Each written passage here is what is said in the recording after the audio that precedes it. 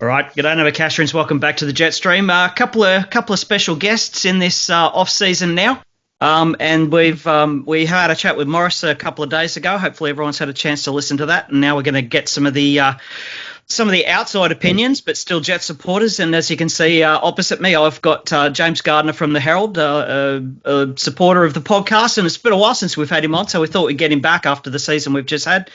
Jimmy, welcome back, mate. How you doing? Yeah, thanks. Great to be here. You must have really run short, eh?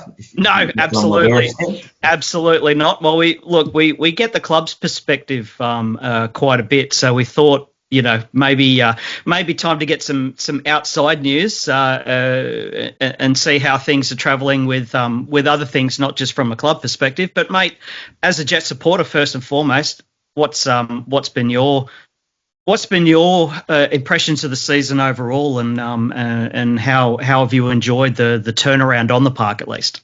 Oh, it's been fantastic. I mean, I think no one in their wildest dreams would have expected the team to grow from where they were 12 months ago to where they are now. I mean, there were some sprouts there. Obviously, we knew Will Dobson was good. We knew Eli Adams and Clayton Taylor were good. Lockie Bayless had some potential. But the way that Mark Milligan came in, had a plan, got them all to buy in, and the buy-in was the biggest thing.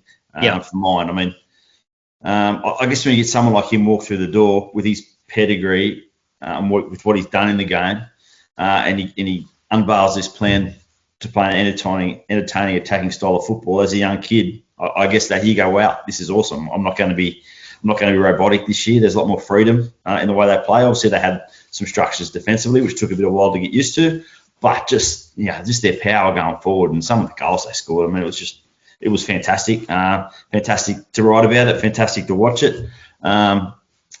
It's just that shame they couldn't quite seal the deal in the semi-final. But I mean, overall, you shake your head at how far the place has come on the field and the talent some of those young guys have got, and that's why they've been picked apart again, unfortunately. Absolutely. We'll get to that later on, but we will definitely get to that. But what do you think's been the biggest thing that's been part of the turnaround with difference between sort of Rob Stanton and Mark Milligan? Because you'd probably argue that coming from similar levels. Rob Stanton came from youth coaching with, I think, Sydney FC when we got him in, and Millsy was assistant coach down in Adelaide along with some other jobs. But just the difference between it, was it purely down to stability with a change of ownership, a little bit more investment?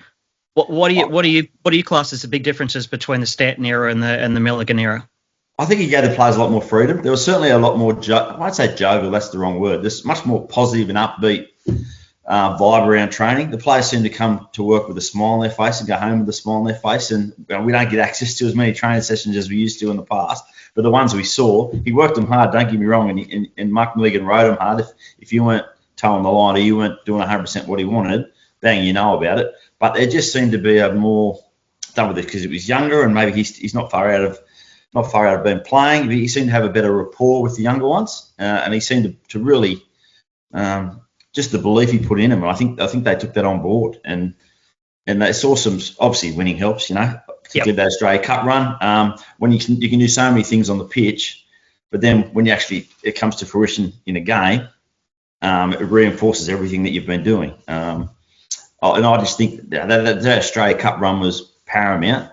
And I think they had some very good senior players in there on that spine that if anyone did need a kick in the bum, I guess they brought their heads down. And Max Burgess was fantastic. Joe Shaughnessy was fantastic. I mean, took him a while to get his Australian legs. He was a bit like an aircraft carrier turn in their early days, but once he got used to the pitches and got used to the speed of the game, he was very good for them. Cotter Mizunuma, I haven't heard anyone say a bad word about him. So you throw in someone like a Lockie Rose who's so infectious in the dressing room with his attitude, all of a sudden, and you combine that with winning games, you go from being a team that's thereabout to being a team that's bloody awesome, Yeah, it was a bit inconsistent even up until Boxing Day when we had the 5-4 away at Macarthur. The results weren't as consistent as what we would have hoped, but there was sort of green shoots sort of around the Perth game. I think that was the game that Millsy said he knew he had a squad that would do, even though we didn't get the result that he wanted. That was the game he sort of highlighted in the sort of post-season post-season summation with people talking to him, he's definitely said that the Perth game was away. I think it was the one that he was that he sort of realised that this group of players was something special. What did you see was the tweaks that he made that basically gave us that turnaround between the first sort of third of the season and then that massive long run after New Year's? I just think it was the trust in each other that the other one would do a job. I think early doors when you're still coming together, and particularly when you've got a few new players in key positions, there's that little bit of uncertainty. If I turn the ball over here, are we going to cop a goal at the other end? Whereas I think there was that trust evolved from the training pitch, I imagine, to start with. And then in games where in the end, those mistakes that they were getting burnt for early on in the season, the cheap turnovers, the bombing forward, and leaving Shaughnessy and Schuschner at the back, isolated with young kids running at them. I think they worked out where they could push the envelope in attack, and then they had enough trust that other guys would cover for them. We saw Max Burgess tracking back a lot. We saw a lot of, obviously, Max Cooper with those young legs early doors was good, but in terms of decision making, he turned the ball over a couple of times, got sent off once, those type of things. So I think it probably clicked for them that they had enough trust in each other that the man would help them out, that they wouldn't get crucified for a mistake. And I think that was a big part of it. That was the main part of it, I think. And I think that was driven from the coaching staff. He didn't mind them making mistakes as long as they learned it from them and they didn't make them again. So,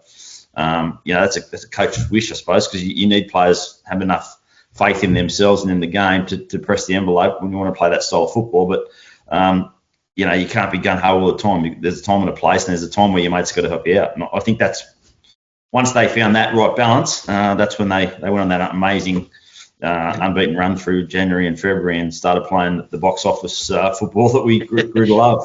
Yeah, absolutely. Yeah, we did notice, obviously, right up until Christmas, I think the defensive record, the goals conceded was huge. And then basically, well, I think it was in like 13 games or something, we'd ended up conceding like 30 goals. But then from that 5-4 result against Bulls, like the goals conceded just dropped right away, and that was a big reason why we were managing to get the run together. And also the other big thing was switching Maxi Burgess into dropping him back into that sort of defensive midfield role. That was a big call by Millsy at the time, but came up trumps for him. Yeah, it did. I mean, he won so much. For a bloke that spent the majority of his career playing as a number 10 or as a winger, inverted winger, he was so good at breaking up play. I mean, he's so fit, so he got back and he slowed things down. He gave away fouls when he had to. He just had that sort of a bit of experience, I guess, of knowing when the immediate threat was on and how to break it down. I think too, at the same point, it also coincided with Clayton Taylor and Eli Adams coming back into the team and also being fit. Like, they both had issues in the off season. Eli Adams had hamstrings, and obviously we know about Clayton Taylor's groin. Round 7 or 8, they came into the starting team together, and then I think by round 10 they were firing, and that coincided with Max Burgess's shift, and also Joe Shaughnessy by that point was fit and could handle the pace. So all the stars sort of aligned there through the spine, and also the re-emergence of Lockie Bayliss. Lockie Bayliss was absolutely. Like, he started the season on the bench, and if it wasn't for Alex Battolato, unfortunately, doing his ACL in round 11, it was New Year's Day, he did that. He probably doesn't have the season he has and probably doesn't go to the World Cup. Now he's at the World Cup. So it's one of those things where it was a next man up mentality. And when someone went down, once those guys were fit enough and were into the game, they didn't lose a great deal. If they lose something, like after round 5, if you say, we're going to lose Alex Battolato, most people say, geez, that's our season over. He's under 20 Asian Player of the Year. He's just come off a fantastic Asian under 20 championship. He scored a hat trick. He was on fire. But I guess you forget that. You forget Oscar Fry did an ACL as well, and unfortunately Christian Bracco was just finding his feet in the squad, and he did one. So that's 3 major injuries, which, given the way they performed at the back end of the season, people sort of gloss over a little bit. But you lose 3 players, exciting young players that they had at any team, and they're hard to replace. But they just they found a way. So 11th of June sees the 2-year anniversary since Maverick Sports Partners took over the ownership of the Jets. What's your scorecard grade? Obviously, it's up to you whether you see a lot more behind the scenes than necessarily the fans do. We can probably separate it to off the field and on the field. But how do you see the new ownership group and how they're tracking so far? Yeah, well, I mean, they had a lot of ground to make up. They were starting from a very, very low base. I mean, if you look at the way, and if it wasn't for the four owners of the other rival clubs propping up the club for 3 years, well, the Jets would be dead. So you've got to thank them for that. But towards the last 6 months, there was no real direction from them and where they wanted to head. It was all about selling the club, and Shane Smatisky's, the former CEO's job was purely let's get it sold. So they've come in afresh. So they had a lot of ground to make up. Certainly a lot of their community engagement things have been fantastic. I think they've still got a lot. The way they've got the corporate Newcastle behind them again is good, but they've still got a long way to go. I mean, any club that's losing $3.5 million a year has a lot of ground to make up, and there's going to be people out there that potentially are still owed some money and things around like that. But I think next year will be a true test of where they come from, because they've had a successful year now. So hopefully all the things they put in place this year, the off-field things, particularly around the academy, all those, given a successful year, the crowds are up from 6,000 average last year to finished with 10,200 average. You'd like to think that they're going to be in a better place for a stadium deal. So they hopefully get a better deal there. So that's going to improve their bottom line. They should have corporate Newcastle behind them. They should have 10,000 members behind them next year. So that's going to give you more cash flow. That's going to give you a better base. That's going to mean, do they now start to invest money in the academy? Do they invest money in marketing? Do they invest money in sending more kids getting out to more schools, getting out to more clubs?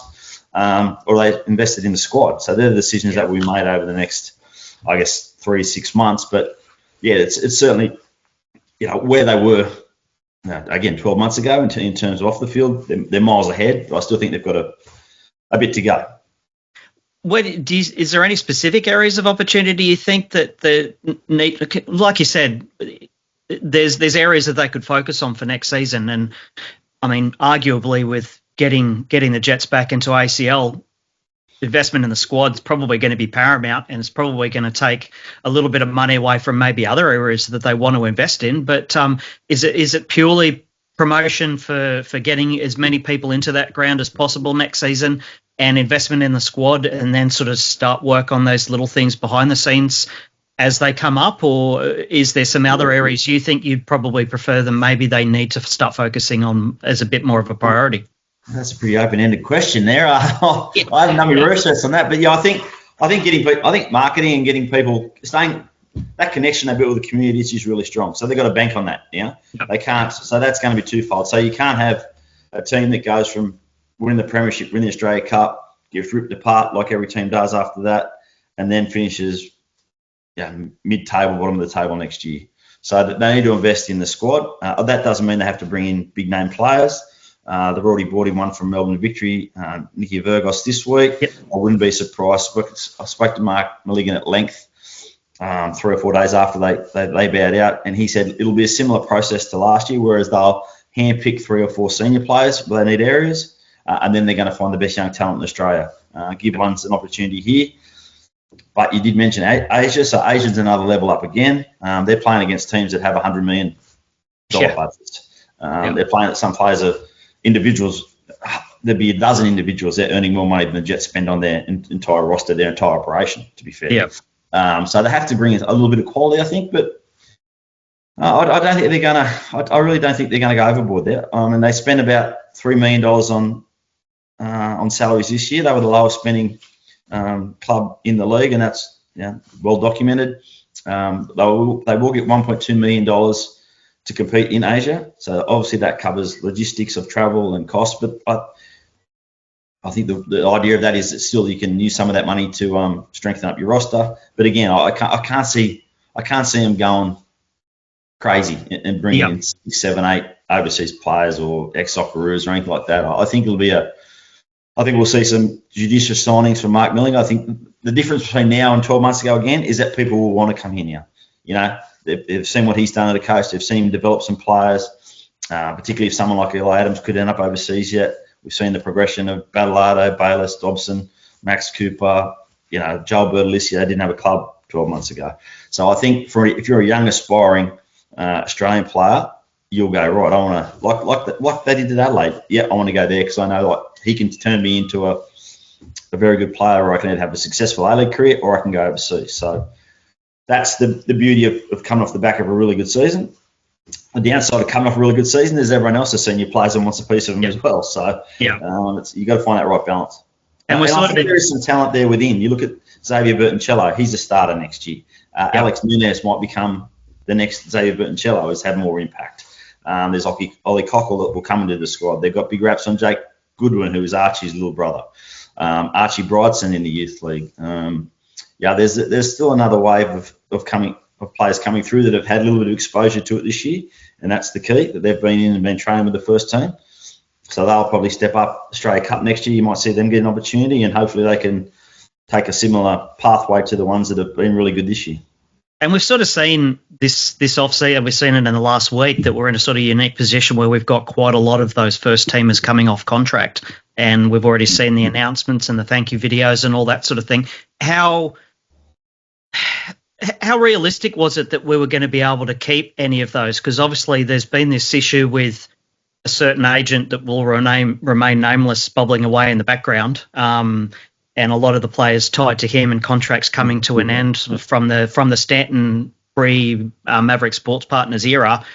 We're obviously going to be refreshing the squad anyway, but was there a realistic chance of keeping a bunch of those players anyway? Well, obviously we've seen them all go, but how hard did we really try and keep them? You would have to ask the coach that. I mean, but as a Jets fan, that's what you hate to see. You hate to see them go to another A-League club. Like, you understand if they're going overseas, but if I'm a player, players look after themselves. So if the Jets have got me down as a $150,000 player, MacArthur's willing to give me $250,000.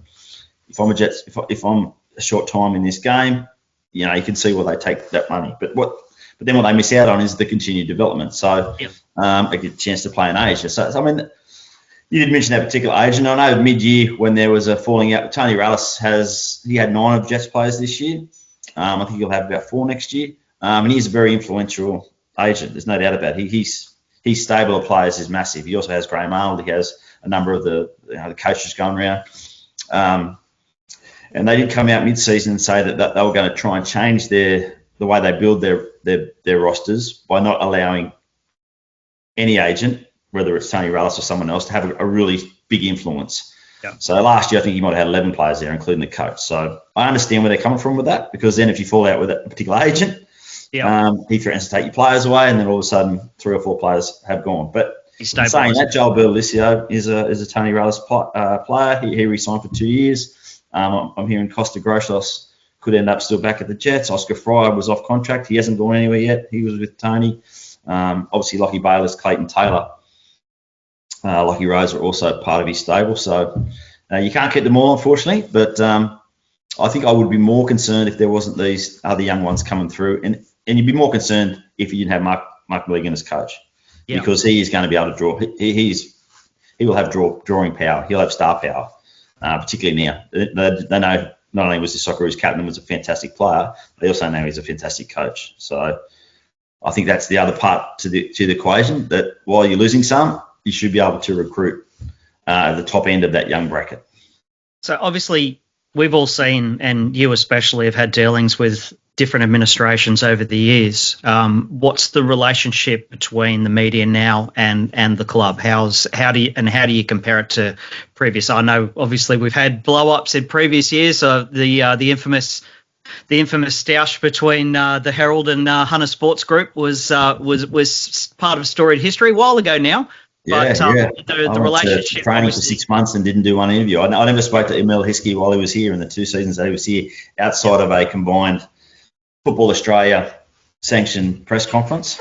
Yeah. But you get that. I mean, they're doing their job, we're doing our job. I would say, like most clubs, that the demand from the media is different to how it used to be, because there's so many other avenues where they can get their message out. There's you guys, for instance. They've got their own social media department. They've got their own media department. It's not the biggest media department, but they do. Clubs nowadays like to basically, they can run their own narrative through their own media departments. So nowadays you will rarely see them call a press conference to announce the signing of a player. It will go out on social media first, or if one of us pesky journalists gets it first, they'll keep it back for a couple of days to make sure that we haven't done it first. So there's not as much dialogue, there's not much communication, there's not as much working together, I guess, between the media and the media and administration. The days of being able to ring a player whenever you wanted are long gone. Even Mark Milligan, he probably was not as accessible as, say, Rob Stanton. But Rob Stanton was more accessible than a previous coach, Arthur Pappas, for instance, who was cloak and dagger about absolutely everything. Yep. Oh, yeah. He was like, nothing got out of there. So It's just different personalities. Some people like dealing with the media, some don't. But in terms of the administration, it's certainly, it's not as, I guess, what's the word I'm trying to find here? It's not, you can't just ring up, Tane, drink water and have a chat to her nowadays. You've got to go through a media manager. You've got to tell them what it's for. If they want to be part of that conversation, they'll come back to you. If they don't want to be part of that conversation, it's just crickets. You'll get nothing. So, but I'm not saying the Newcastle Jets are the only club like that. Most professional sporting organisations now are driving so much of their resources and their money into their own media departments, particularly at that next level, like the NRL and the major clubs. But we still have a working relationship. Don't get me wrong. But I mean, everyone's looking after their own nest. Is what I'm trying to say here. So well, I suppose having a lot of that in house sort of makes it easier for them to control the narrative a little bit more. But you would think that rebuilding trust with the media or outlets, not just yourself, but NBN and some of the other local sports journalists as well, would sort of make it easier for the message of people that aren't subscribed to Jet social channels to be able to get the message out and get a little bit more of a wider reach than what would just be available to them via social media posts through their own channels. Yeah, even the APL is a bit like that too. I mean, for the last week, I've been trying to get information out of the APL and then the Jets around what the new broadcast deal means for them. Will there be a higher distribution from the APL back to the clubs? I remember 2 years ago they were getting $2 million per club. It got dropped down to 530,000 because the Paramount deal didn't hit those KPIs it had to. I'm told the new Paramount deal is improved and there should be some money come back to the clubs, but again, no one's willing to say it. So just those type of things. They're not major, but to the media they're probably major, but to the general fan maybe they're not. It's just all those everyday conversations you used to have. You probably don't have any longer. Well, that sort of touches on to one of the other questions I had about the new Paramount deal. So you sort of partly answered the question. So the other question I sort of had was, with the deal being extended and not necessarily, if there would have been an increase in the money coming in, they'd be crowing from the rooftops. So you would pretty much assume that it was only going to be a minimal increase, if anything. Does that tend to, in your opinion, think maybe benefit the smaller clubs, and that maybe why we've seen a little bit more of a little bit more of a Newcastle Jets, a Central Coast Mariners, the smaller clubs rather than the established big name, big city teams like your Sydney FC struggled until they got rid of Ufuk Talay. Wanderers have just had their worst season in their history with both of their teams finishing bottom of the ladder. Melbourne Victory only sort of really put a run together. Melbourne City finished both of the Melbourne teams out of the finals in the first week. Does the Paramount deal maybe benefit the smaller clubs because it sort of brings the bigger clubs back in? It's sort of like an artificial sort of cap, as it were.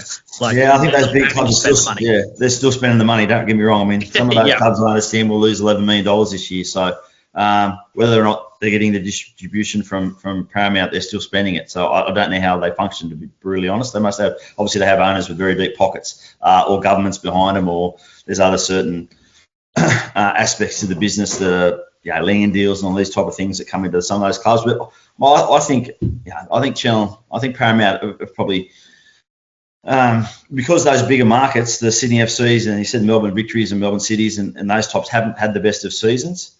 They're looking for stories, so they're looking for good news stories. They're trying to get the people in, get people interested in those markets, not necessarily about their own team. So, the Jets was a really good feel-good story for the last 12 months. Before that, there was Adelaide with all the young boys coming through, the Iracanders and the like. So, and no doubt, if you're a TV executive, you want to try and pump it up. So you want people to watch it. So so those big market teams aren't going well. Okay, what's our narrative now? Where's our good news? How do we get people interested? That's why I say to coaches and media managers, no matter who they are, when they come in, I said, the best marketing tool is winning.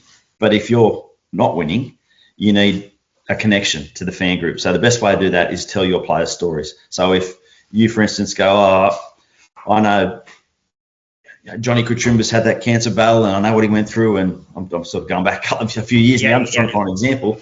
I can't let Johnny down by not going this week, Or the Newcastle Knights have done that very, very well in the past. When their teams, they won 3 wooden spoons, and they were still getting 15, 16,000 people there. They're still getting 25,000 people now. That's because they don't want to let Joey down, or they don't want to let Bedsy down, or they don't want to let XYZ play down because they feel like they have a connection with them. And the best way to get a connection is tell their stories, tell about their background, how they grew up, who their auntie is, who their famous uncle is, whatever it is, The more you know about someone, the more connected you are to them, the more likely you're going to go support them in the not so good times. So I did have a couple of questions about some of the players off contract. Obviously, most of those questions have been answered. We do have some players that are on contract that have had some rumours about them in the background. So how realistic is it we're going to be able to keep hold of the likes of Eli Adams, Alex Battleado, even Will Dobson, who's had such a fantastic season? Those are sort of the 3 major players that could attract. Well, Eli definitely has already attracted international interest. Are we going to be fighting to keep hold of them as well, or do you see them being Jets players at the start of the new season?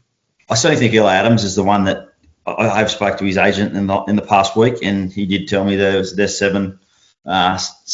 least 7 clubs interested in him, and they're a broad range of clubs from Germany to the UK to Japan even. Yeah. I'd be very surprised if a genuine offer comes, and it'll be interesting to see how the Jets handle this from the management side of things, because they've already lost quite a few players. They won't want to lose Eli Adams, but part of their commercial strategy is to be a club that buys and sells players. It's part of their revenue raises. So it'll be interesting to see what sort of a price they put on him. I would be anticipating that would be around $800,000 to $1 million if you go off Transfer Market, that German website that has a good gauge of what players are worth around the world. That's sort of where they're suggesting it at. I don't think they certainly won't take peanuts for him. Yeah. But I don't think they'll put too big a price on it either. So I think he's the one that if one's going to go, it'll be him. I would have said Alex Battleado certainly at the beginning of the year. I think clubs will be a bit anxious to see how he comes back from that knee reconstruction, because he's really only had a 5-week spell.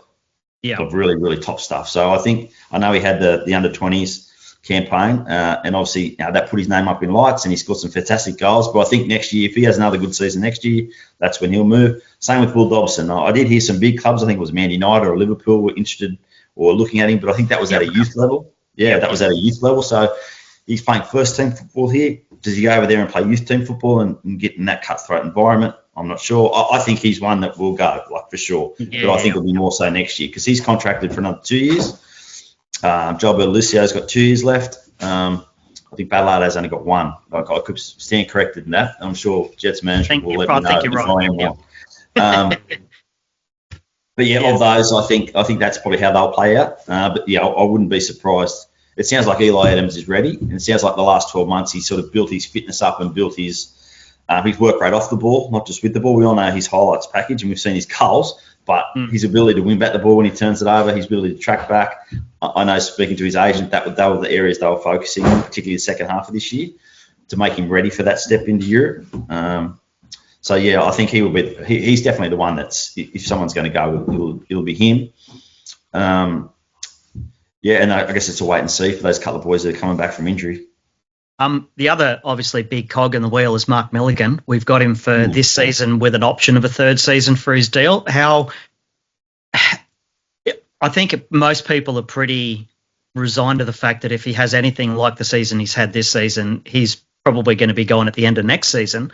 How confident are you in what the Jets have built behind the scenes and the way they're running the club now, that we're going to be able to progress ourselves through? We're talks with Morris and with Tane earlier on in the season, that they seem to be more developing an ethos, and the players that we're bringing in, coaching staff, that we're trying to recruit based on identity rather than based whoever's available. And that's been a long time coming, because we've been, I think yourself and definitely fan media as well, we've been crowing for that for decades now. How confident are you that we're going to be able to stick to that and be able to recruit and continue the job that Mark's done rather than, bring in the best available option that's not necessarily going to work with what we're trying to build now? Well, I know they're talking about succession plans already, definitely. I spoke to, I think Morris did a podcast, might have been Michael Caine, where he said, we're doing a succession plan already because we know, I think his words were, if Mark Milligan is still here in 5 years, we've failed as a club and he's failed as a coach, and they didn't expect that. So that's a pretty good analogy. So, I think they're planning, well, not planning, they're certainly forecasting that maybe after next season he will go. He will definitely take him to Asia. I mean, that's a new frontier. Obviously not winning that championship this year. I think that'll have a little bit of fire in the belly for him. Then his assistants, Nick Stavrakis, will he be ready to step up to a head time? But if Mark goes, he might take him with him because they're very close. Both Nick Stavrakis and Ruben Zakovic were groomsmen at his wedding, so they've had a long history together. Would Ruben be the next one to come in if Nick and Mark went? I know Ruben certainly would love the position. He would love the job. He told me that when he left here as a captain to go to Perth a decade ago. This is his home now, and he would love nothing better than to coach the Jets. But he's been a polarising figure in the past and hasn't had that much success when he's been given a chance with A-League teams. Hasn't had much success in terms of results. But if you look at some of those young players that he's developed, Hetherington being now centre back for the Socceroos, he played a big part in giving him an opportunity at Brisbane Roar. Is he the next man in the job? But I think that's the right way to go. I think otherwise we have the same situation where you bring in a new coach, he has a new philosophy, he brings in new players, he all of a sudden says the ones we've got here are crap, and we need to bring in new ones. We've heard this so many times over and over again, and they don't really invest in the place. They just see it as a stepping stone to a next gig. Whereas I think if they have a succession plan and Nick Stavrakis or Ruben Zakovic, they're both invested in Newcastle now because they've been here 2 years. Well, they will have been here 2 years, and obviously Ruben for a lot longer. So I'd probably be disappointed if they went outside the square and brought in another overseas coach or someone else because he had a great resume. I think if they're going to go along the path of building and creating an identity, well, then you need to ensure that happens in the coach's box as well as on the pitch. And I guess Nigel Burkhardt, as the new general manager of football, will play a big part in that. He wasn't the most expansive player, so it's probably a bit different to the way he used to play the game, the way the Jets are playing it. But he's got a great football brain. He's new in the job, so he would have learnt things out of this year, and that's where the off-field stuff has got to get around and support him as well in terms of the academy and making sure they've got the right grounds to train on and they're well resourced and all those type of things. Just one final question, mate. I know you've got to take off. What's your prediction for the Jets for the next 12 months? Are we going to be able to see the trend, as it were, that we've seen in 3 administrations so far? We had the big drop off in Con's era after the grand final. We had a bit of an uptick during the Tinkler regime, and then once he ended up with the Knights, that sort of all fell away, and that collapsed in a screaming heap.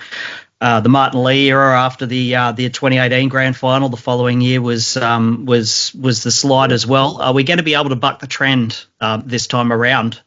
I think it's going to hinge on. He's probably got 3 or 4 signings to make.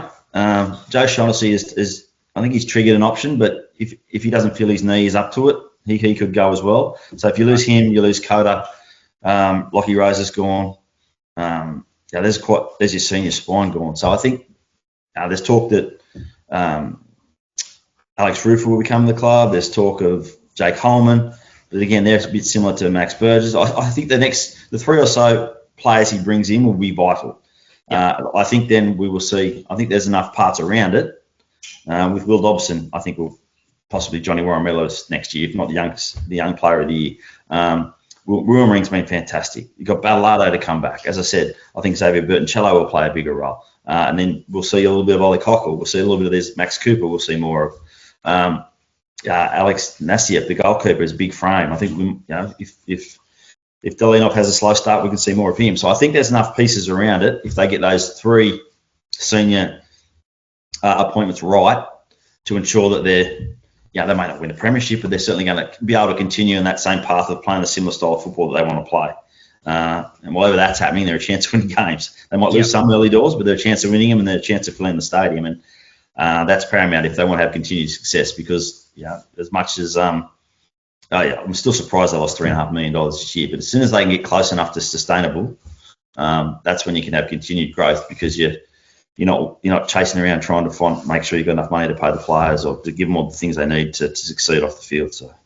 Was there any other players that there's been interest in? Obviously, we're seeing all of the clubs releasing a bunch of players at the end of the season. Is there any that you've heard that might be, apart from the names that you've mentioned? There was talk, I think, of Guillermo Mai from Auckland. Yeah, I don't know if there was much truth to that. Or someone just on social media throwing a dart.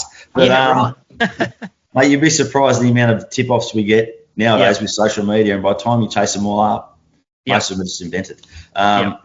It's been particularly quiet, really quiet, in terms of who's coming here. There's been plenty of noise on who potentially going, but it's been really, really quiet, which is unusual. So I've got no scoops out of left field. Oh, that's a shame.